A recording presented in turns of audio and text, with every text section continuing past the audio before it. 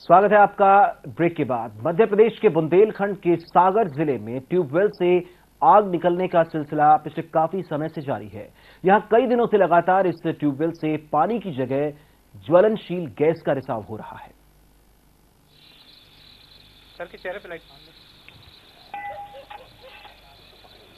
जी हां, सागर जिले के पटनेश्वर गांव में एक खेत में सालों पुराने ट्यूबवेल में पानी आना बंद हो गया। जब किसानों ने इससे मोटर लगाकर इस ट्यूबवेल से पानी निकालने की कोशिश की तो अचानक इससे आग निकलने लगी, जिसे देखकर किसान हैरत में पड़ गए।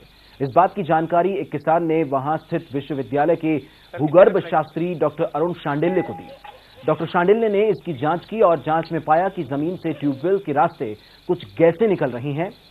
डॉक्टर शांडिल्य ने इसकी जानकारी पेट्रोलियम मंत्रालय के अलावा सभी संबंधित विभागों को दी, जिसके बाद पेट्रोलियम मंत्रालय ने इसकी जांच कराई, लेकिन उसके बाद इस पर कोई कार्रवाई नहीं की।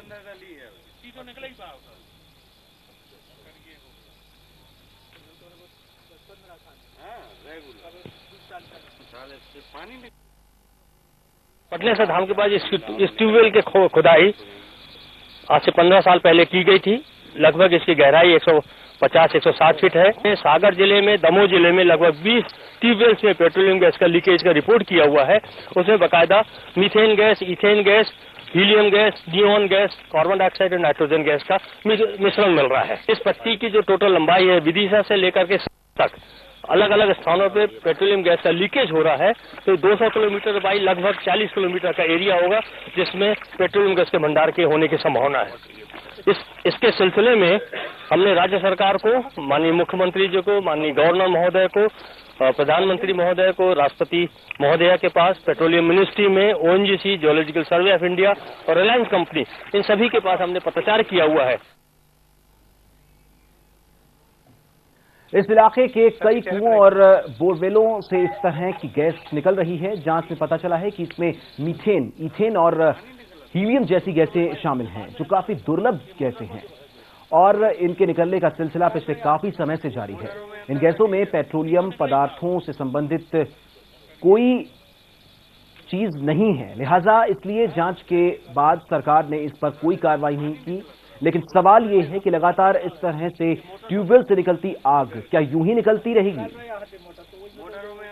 गांव के लोग लगातार इस तरह से गैसों के रिसाव से बेहद परेशान हैं और दहशत में हैं, क्योंकि इन गैसों की वजह से कोई बड़ा हादसा भी हो सकता है। लिहाजा ये सभी लोग बेहद परेशान हैं और दहशत में हैं, किसी बड़े खतरे की आशंका को लेकर डरे हुए हैं। कुछ दिन पहले इसकी मोटर खराब हो गई थी, तो इसको हम लोग अभी 3-4 दिन पहले निकाल रहे थे। तो मोटर निकालते समय घर्षण हुआ तो उससे इसमें आग लग गई। तो जब देखा तो उसमें गैस निकल रही थी, तो फिर हम लोगों ने इसको मीडिया को, प्रशासन को खबर दी। तो यूनिवर्सिटी से डॉक्टर साहब वगैरह आए हुए और इन्हें देखा और इन्होंने बताया कि इसमें बहुत अधिक मात्रा में गैस है और इसका व्यावसायिक उपयोग हो सकता है, गैस के रूप में भी और पेट्रोलियम पदार्थों के रूप में, और तो मतलब इससे बिजली भी बनाई जा सकती है। अगर ऐसा होता है और हमारे एरिया में अगर ये हो जाती, बहुत बड़ी उपलब्धि है और हम लोग इसमें पूरा सहयोग करेंगे।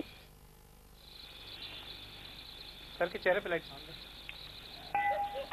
अगर ट्यूबवेल से निकलने वाली गैसें किसी उपयोग में नहीं लाई जा सकती तो इसके रिसाव को रोकने के लिए प्रशासन को प्रयास करने चाहिए, क्योंकि निकलने वाली गैसें लोगों को नुकसान पहुंचा सकती हैं।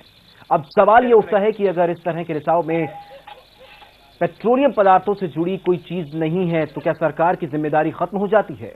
इस रिसाव के चलते गांव के किसान ट्यूबवेल का इस्तेमाल नहीं कर पा रहे हैं, कुएं के पानी भी उपयोग करने के लायक नहीं है, लेकिन सरकार को इससे कोई सरोकार नहीं है। लगातार रिस रही ज्वलनशील गैसों के रिसाव को लेकर सरकार का ये रवैया लोगों के लिए परेशानी का सबब बना हुआ है।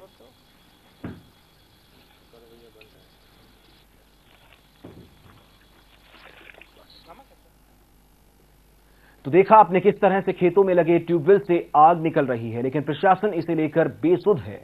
यहां लेंगे एक और छोटा सा ब्रेक। ब्रेक के बाद आपको बताएंगे आज की तारीख के अनोखे संयोग के बारे में, क्योंकि आज है 11वें साल की 11 महीने की 11 तारीख।